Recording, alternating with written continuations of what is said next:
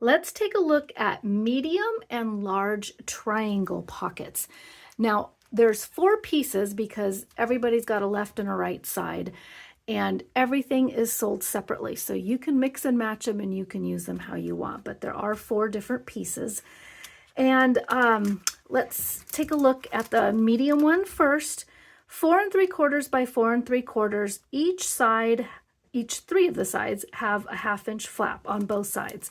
And I'll explain why they are left and right in just one moment.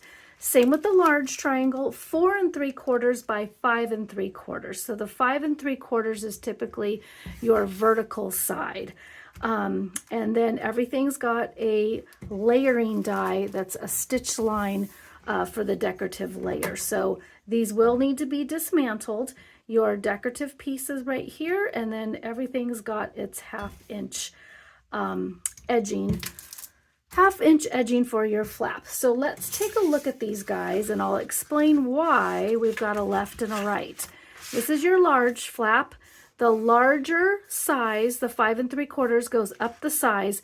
I was trying to get the edge right here because it could fit on a book with a little bit of room. It could fit on a larger book as well as a scrapbooking page. And then these go this way as well. But you can also cross them over. You can overlap them just a little bit like that. So they can be designated as a stacking set of pockets as well. A couple of different sizes, right here, right here, right here. So of course they can be used separately. There's your right side with your piece right here. For your left side, same thing, piece right here. These can be crossed, which would be equal, 2 pockets right there.